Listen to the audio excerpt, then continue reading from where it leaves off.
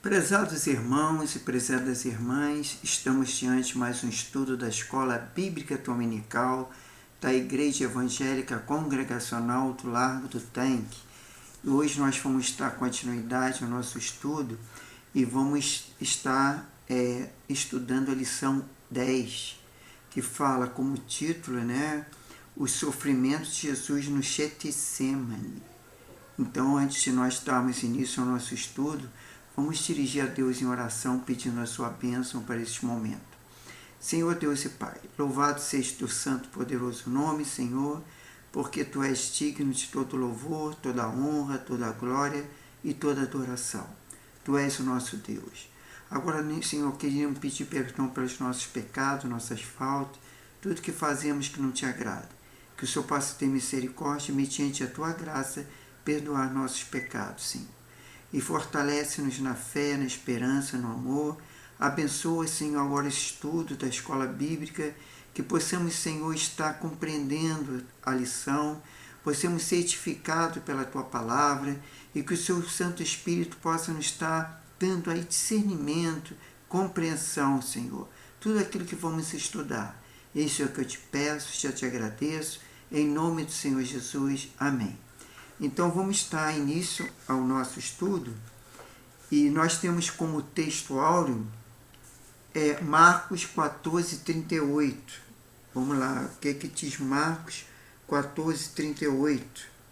Aqui na Bíblia está escrito: vigiai e orai para que não entreis em tentação. O espírito, na verdade, está pronto, mas a carne é fraca. Isso é palavras de Jesus. Jesus que falou essas palavras. Lá em Lucas, no capítulo 14, versículo 38.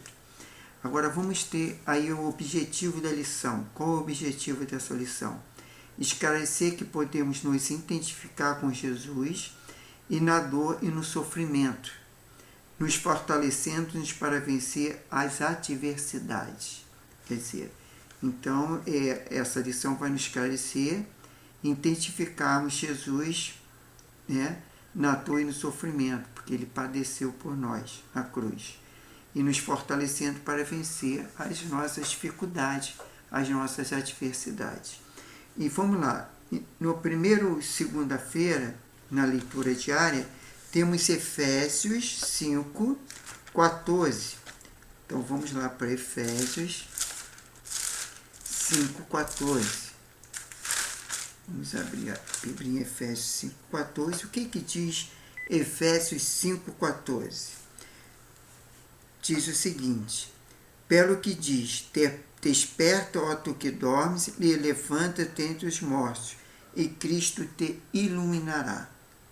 Agora, na terça-feira, vamos partir lá para o Antigo Testamento, em Salmo 22, 1. Vamos ver o que diz Salmo 22, 1. Diz o seguinte: Deus meu, Deus meu, por que me desamparaste? Por que estás tão longe de me salvar? Tão longe das palavras do meu gemido? Isso aí na verdade, aqui é o Salmos, que fala isso. Mas Jesus usou essas palavras também quando ele já estava lá na agonia, lá no Monte Getsemane. E ele estava sofrendo, porque ele já estava prevendo que ele ia morrer na cruz do Calvário, porque esse era o objetivo de Jesus, para nos salvar. Então ele citou essas palavras: por que me desamparaste? Mas na verdade ele queria fazer a vontade de Deus, Pai. E na quarta-feira tem um Salmo 23, no Salmo 23, o versículo 4. O que diz? Ainda que eu andasse pela vale da sombra da morte, não temeria mal algum, porque tu estás comigo, e tua vara e teu cajado me consola. Isso aí é o Davi falando, mas referente a Deus, que Deus, ainda que ele andasse pelo vale da sombra da morte, ainda que ele sofresse, mas Deus não estaria desamparando, Deus estaria com ele. Agora, na quinta-feira, nós temos, lá fomos para o Novo Testamento, que é João 18, 11. Então, vamos lá ler João 18, 11. Vamos ver o que diz João 18, 11. Diz o seguinte: Mas Jesus disse a Pedro: Mete a tua espada na bainha, não beberei o cálice que o Pai me deu. Quer dizer, ele está perguntando, né? Repetindo. Mas Jesus disse a Pedro, palavra de Jesus: Mete a tua espada na bainha e não beberei o cálice que meu Pai me deu. Quer dizer, eu não cumprirei o que Deus determinou, porque o Pedro, quando os soldados chegaram, ele tentou reagir com a espada e chegou a arrancar a orelha de um dos soldados. Então, o que acontece? Mas Jesus falou: mete a tua espada na bainha, não beberei o cálice que o meu Pai me deu. Quer dizer, ele não faria a vontade do Pai. E aí temos na sexta-feira, João 18, 25, 27. Vamos ver o que João fala em 25, 27. De novo, Pedro nega Jesus. Simão Pedro continuava de pé, aquecendo-se. Então lhe perguntaram: Não és tu os seus discípulos? Ele negou, dizendo: Não sou. E um dos servos do sumo sacerdote, parente daquele quem Pedro cortava a orelha, perguntou: Não te vi no jardim com eles? De novo Pedro negou, e naquele momento o galo começou a cantar. Por quê? Porque a palavra de Deus diz que Pedro negaria Jesus 3 vezes. Né? E foi o que aconteceu. Mas depois Pedro se arrependeu amargamente de ter cometido essa mentira, né? Esse engano. Já no sábado temos salmos, partindo para os salmos. Vamos lá para o Salmo 41, 49. Então temos o Salmo 41, 40. Não, peraí, tem alguma coisa errada. É Salmo 41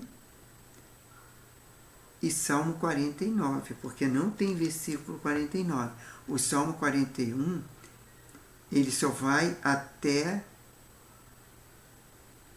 versículo 13.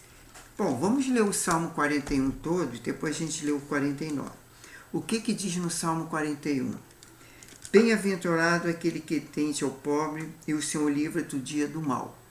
O Senhor livra e conserva em vida. Será abençoado na terra e tu não entregarás o desejo dos seus inimigos.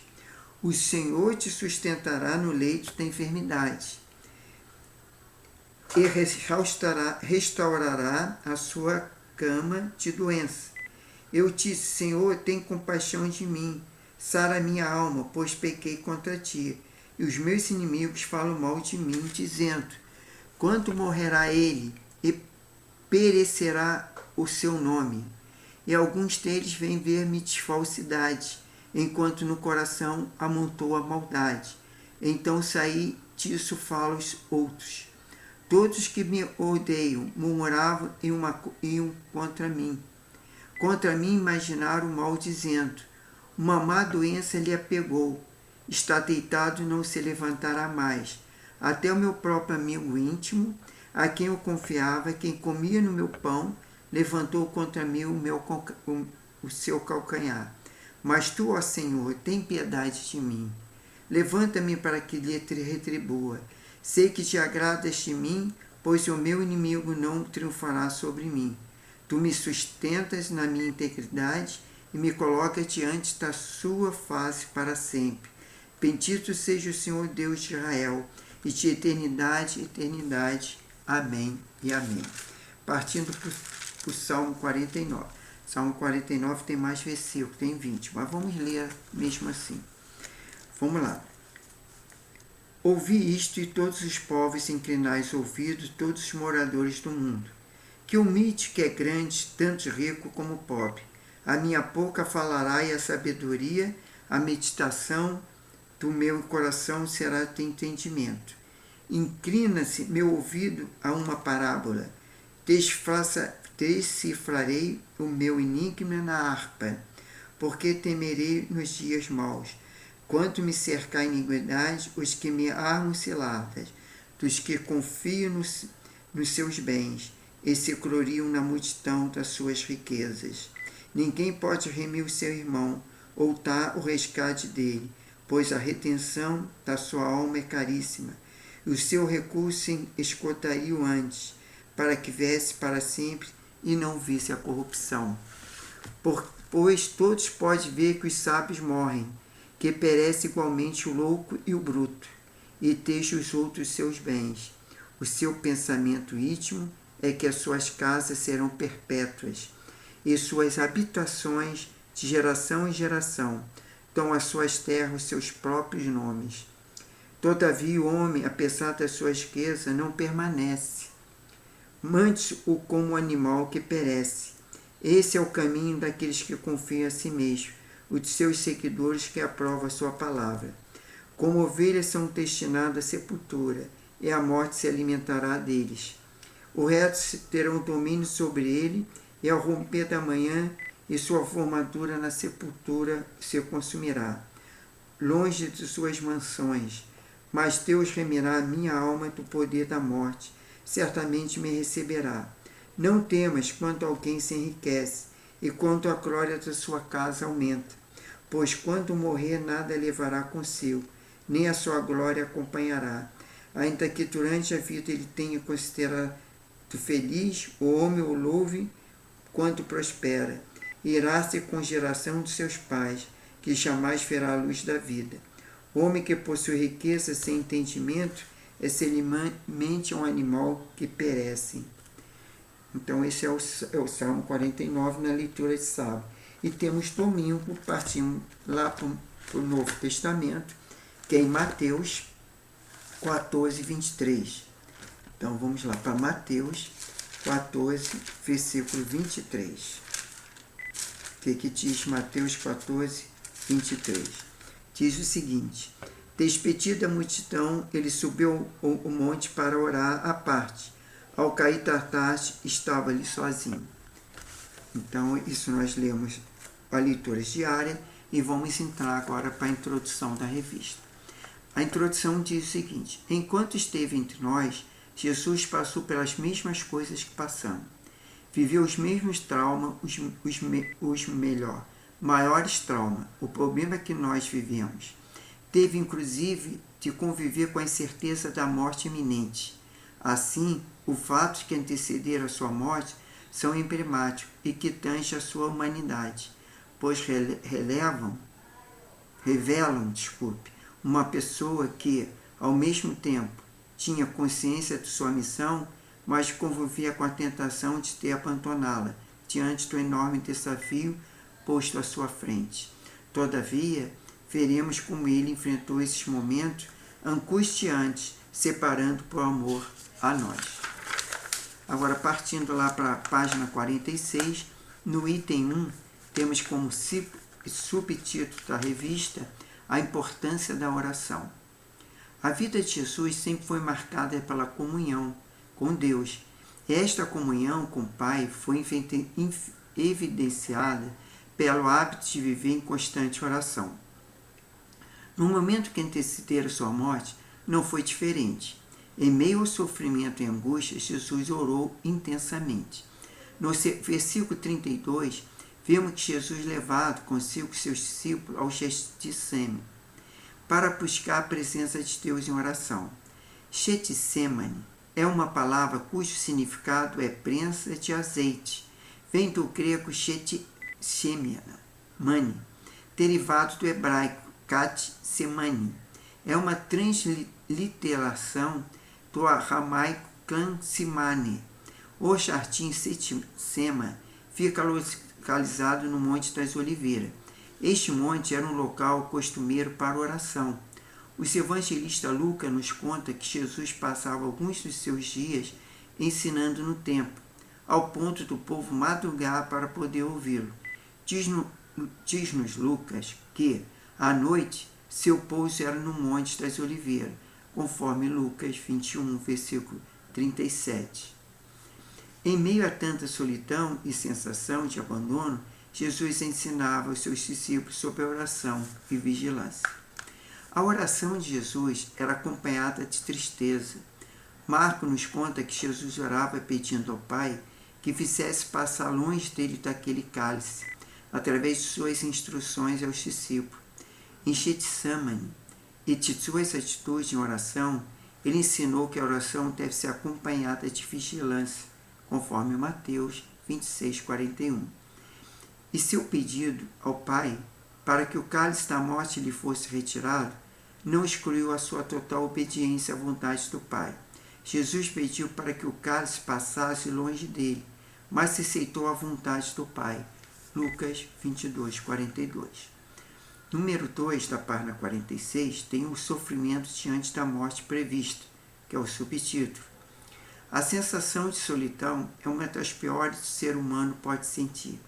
Porém, os momentos de solidão podem ser aliviados com a presença de uma amizade verdadeira. Jesus passou por solidão, mas não pôde contar com seus amigos. Ali no Getsemane, mesmo tendo levado seus discípulos mais chegados, Pedro, Tiago e João, ele se sentia extremamente só. Enquanto orava, tinha ordenado aos seus discípulos que fizessem o mesmo. Ele esperava seus discípulos a oração e vigilância, conforme Salmo 57:8. Contudo, suas expectativas não se confirmaram. Os discípulos dormiram. Em meio a tanta solidão e sensação de abandono, ele ainda ensinava sobre oração e vigilância. Mas seus sofrimentos não se limitavam à dor de abandono. A expectativa da morte o deixava angustiado.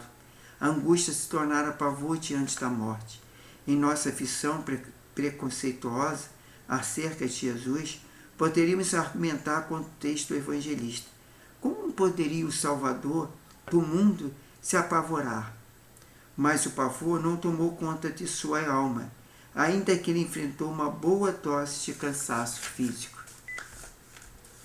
Não obstante ter sido abandonado pelos seus amigos mais chegados, ele teve que enfrentar a dor da traição. Fica difícil apontarmos qual é o maior sofrimento de Jesus. Seria a dor do abandono, o pavor diante da morte ou a dor da traição? O beijo de Judas foi um grande exemplo de dissimulação diabólica. Aquele foi um beijo qualquer. Não foi um beijo qualquer. A longa duração e a fusividade marcante revelaram o significado claro da odiosa traição. O símbolo da amizade e do amor transformou em traição. Sua prisão já havia sido pronunciada. A traição já era esperada. Mas tudo isso não tornava menos doloroso. O evento no Getsemane, Jesus foi abandonado por uns, traído por outros e preso por pessoas a quais ele nunca fizeram mal algum, conforme João 18, versículo 25 a 27, e Salmo 41 e 49, e João 13, 18.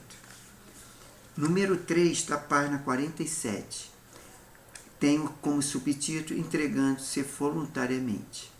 Há quem considere Jesus uma espécie revolucionária. Nessa perspectiva, Jesus não teria sido vitorioso naquilo que ele propusera como missão. Todavia, é oportuno notarmos sua postura diante de iminente prisão e morte. O pavor diante da morte parecia fazê-lo hesitar por um momento instante antes de ser preso. Jesus pediu ao Pai que, se possível, fosse poupado da morte. Todavia, a aparente hesitação tornou-se em determinação.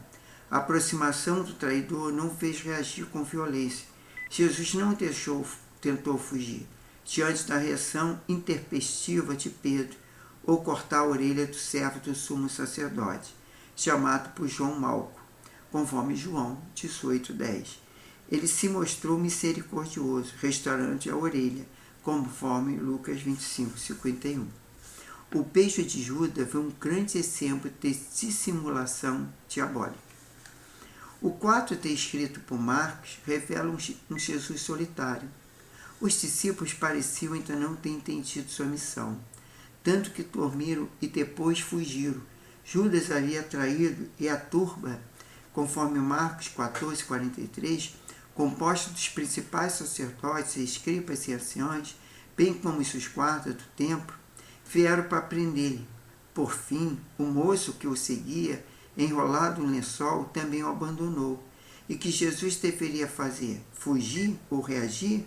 Ele não agiu de nenhuma dessas maneiras, mas entregou voluntariamente, como ovelha muda ao matadouro. Ele se entregou. Assim Jesus encarou sozinho os seus inimigos, sofreu sozinho na mão deles e sozinho daria sua vida para aqueles que se aceitem como Senhor e Salvador e nunca estejam sozinhos. Aí nós temos aí a conclusão. Então, antes de chegarmos à conclusão, eu terei que falar o seguinte: Jesus, ele sabia o propósito de Deus para a vinda dele. Mas mesmo assim, embora ele sendo Deus, embora ele sendo homem, porque ele se encarnou, como lá de João, capítulo 1, que o Verbo se fez carne e habitou entre nós. Então Jesus, ele tinha toda a capacidade como homem. Então ele tinha o sofrimento, ele tinha dor, ele sorria, ele chorava. Isso tudo mostra ali nos evangelhos, que Jesus sentia compaixão, sentia tristeza, entendeu? Mas tudo isso, ele mesmo assim, ele sabia que ele ia sentir dor, que ele ia sofrer na cruz, que ele precisava morrer para que assim nós pudéssemos ter vida e vida eterna. Porque se Jesus não morresse, não haveria salvação, não haveria libertação. É porque o sangue de Jesus derramado na cruz é que nos purifica de todo pecado, é que nos lava, e através da morte e ressurreição de Jesus é que nós vamos morrer um dia, se Jesus não voltar antes. Se nós estivermos vivos, seremos arrebatados, mas se nós morrermos, nós vamos ressuscitar, assim como Jesus ressuscitou, e vamos ter o corpo glorificado. E nesse corpo glorificado não vai haver barreira, vai haver mais dor, não vai haver sofrimento, não vai haver mais fome, nem haver mais sede, porque Jesus vai suprir todas as nossas necessidades. E isso foi graças a esse sofrimento de Jesus, porque ele sabia que ele ia passar pela morte de cruz. Na morte de cruz ele seria pregado na cruz, e aquele escravo entrar. Eu até outro dia, para mim sempre nos filmes, nas histórias, a gente vê que o cravo era colocado na mão, né, daqueles que eram pregados na cruz, e pregava também nos pés, mas normalmente na mão. Mas outro dia eu vi através do Instagram um pastor explicando que não era bem na mão que se pregava na cruz, mas no pulso. Por quê? Porque se pregasse um cravo, um prego na mão, a mão com o peso do corpo, ela naturalmente se rasgava, né? E aí o que poderia acontecer? Porque aqui a gente tem os ossos, mas esses ossos são separados, tem a cartilagem.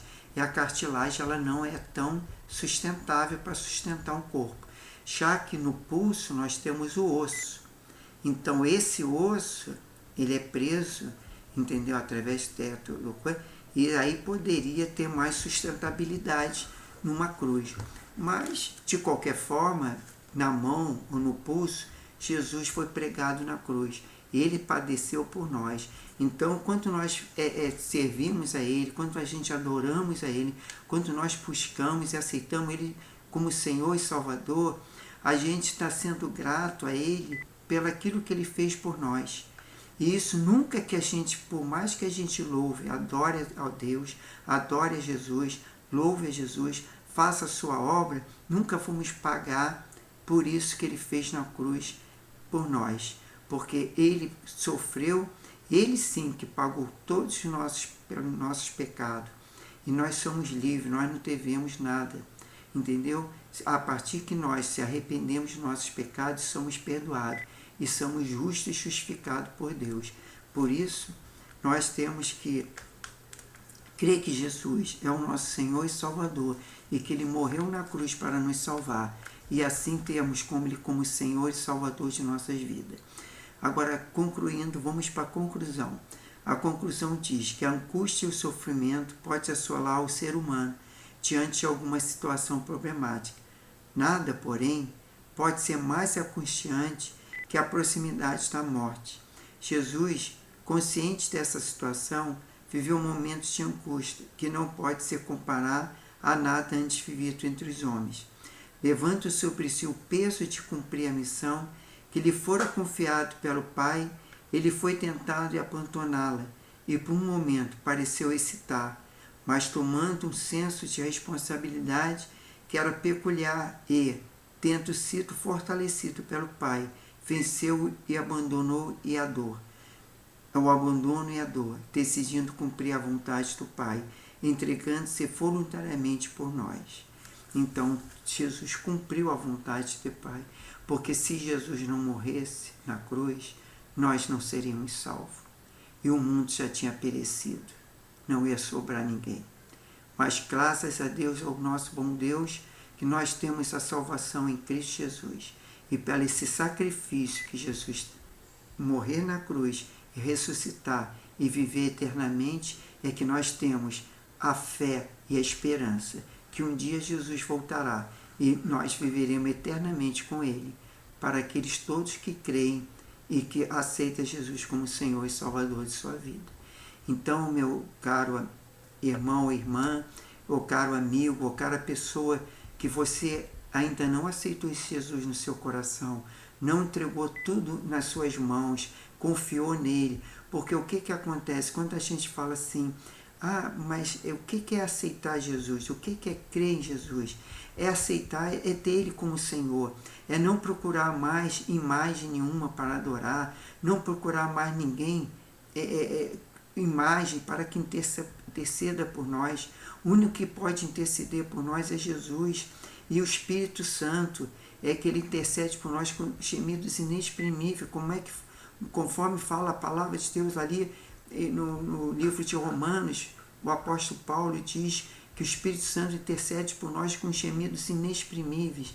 Então, Ele pode interceder por nós ao Pai, e por isso que nós confiamos nele. Então, não é nada difícil, é apenas você aceitar Jesus como Senhor e Salvador e crer que Ele é o seu Salvador.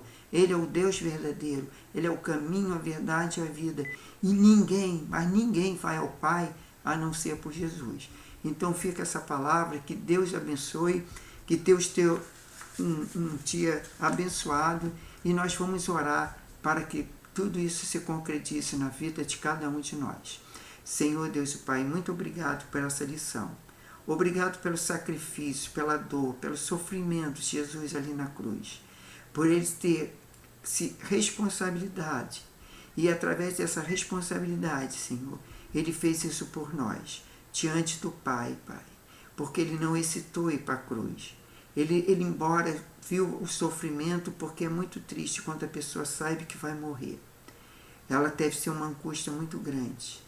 Entendeu? Mas, Senhor, Tu abençoou, Tu fortaleceu o Seu Filho. E Ele morreu por nós e ressuscitou, Senhor. E vivo está eternamente. Então eu Te louvo e Te agradeço. E faça cada um, Senhor, que vai assistir essa live, que mesmo que sinta já salvo, sinta liberto, mas que cada vez mais ele possa crer que Jesus é o Senhor e Salvador, e que não há outro a quem nós podemos entregar toda a nossa angústia, todas as nossas petições, as nossas orações, e que o Senhor possa nos abençoar cada dia, possa estar nos pais dos nossos lares, harmonia, abençoar cada vida, curar as enfermidades, Pai. Tenha misericórdia, tenha um domingo de paz, tranquilidade e segurança, tenha uma semana abençoada, uma semana frutífera, Senhor. Que tudo que nós fizermos seja abençoado e seja para a glória de Deus Pai, para a glória do Espírito Santo, para a glória de Jesus. Ó Pai, seja conosco e nos abençoe. É que eu te peço, já te agradeço, em nome do Senhor Jesus. Amém. E a próxima lição, irmãos e irmãs, será a lição 11, que fala sobre a humilhação do servo. É a humilhação do servo. Então vamos, aqueles que têm a revista, ou que está disponibilizada no grupo, no WhatsApp, que puder ler na semana, e ler inclusive as leituras diárias, e aí nós estaremos na próxima semana já lendo essa lição, que será uma lição também abençoada. Isso eu falo para a honra e glória do nome de Jesus. Então fiquem na paz, que Deus abençoe e uma ótima semana para todos.